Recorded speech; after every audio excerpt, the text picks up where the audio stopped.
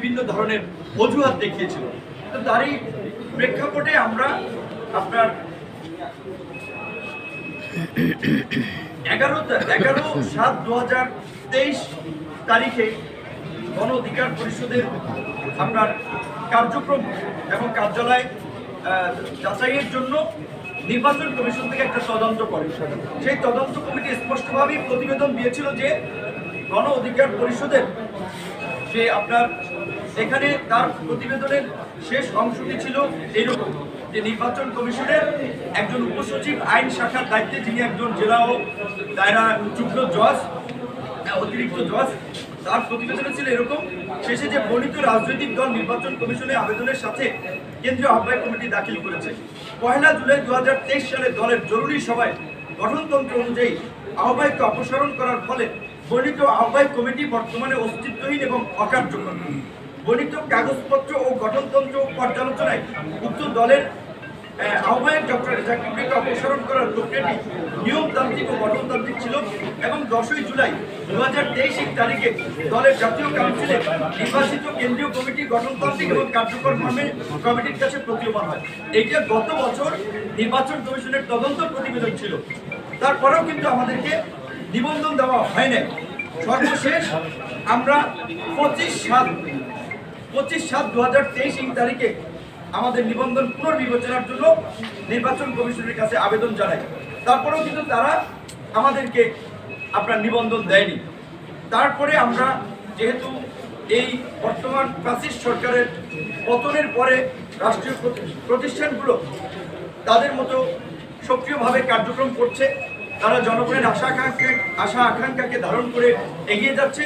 আমরা গত 28 তারিখ এবি পার্টির নিবন্ধন প্রাপ্তির পর আমরা আমাদের, যেহেতু আমরা কোর্টে যাইনি, আমরা নির্বাচন কমিশনের কাছেই আমাদের আবেদনটি পুনর্বিবেচনার আহ্বান জানাই। নির্বাচন কমিশন সমস্ত তথ্য এবং সবকিছু পর্যালোচনা করে তারা নীতিগতভাবে সিদ্ধান্ত নিয়ে আমাদেরকে নিবন্ধন দিয়েছে। সাংবাদিক ভাইদেরকে, বিশেষ করে দেশের মানুষকে একটা বিষয় আমরা পরিষ্কার করতে চাই। আপনারা জানেন যে গত সরকার কিভাবে রাজনীতিবিদদেরকে কোরবানির গরু ছাগলের মতো কিনে নির্বাচনে নিয়েছিল। নানা ধরনের আর্থিক সুযোগ সুবিধা প্রলোভন দেখিয়ে নির্বাচনে জোর করে এক প্রকার নিয়েছিল। সেই আমাদের বিখ্যাত মেজর জেনারেল সাহেবের কথা আপনারা জানেন, আপনারা বীরুত্তম সাহেবের কথাও জানেন, আমি আর নাম বলতে চাই না।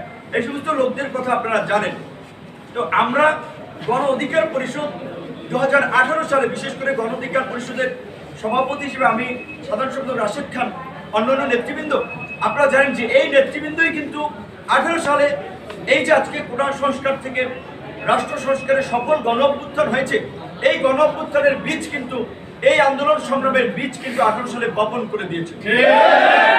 যার ফলেই কিন্তু আমরা এদেশের আপামর জনসাধারণ, বিশেষ করে তরুণ জনগোষ্ঠীর একটা সমর্থন পেয়েছি।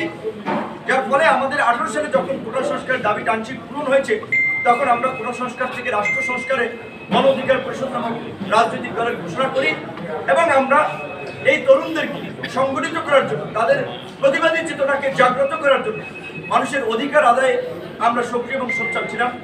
হামলা, মামলা, নির্যাতন, নিপীড়নেও কিন্তু আমরা দমে যাইনি। আমরা দৃঢ়ভাবে বিশ্বাস করি পুরানো জঞ্জাল সরাতে নতুনদের আগমনের কোনো বিকল্প নেই। আজকে যেই তরুণরা বিপ্লব ঘটিয়েছে, গণ অভ্যুত্থান ঘটিয়েছে, এই তরুণরাই পারবে আগামীর বাংলাদেশকে সঠিক পথে পরিচালিত করতে। এই যে একটা নতুন পলিটিক্স, নিউ ডিসকোর্স, নিউ রাজনৈতিক দল, মানুষের যে প্রত্যাশা, এবং গণ অধিকার পরিষদ হচ্ছে এই নতুন প্রজন্মের নতুনদের রাজনৈতিক দল।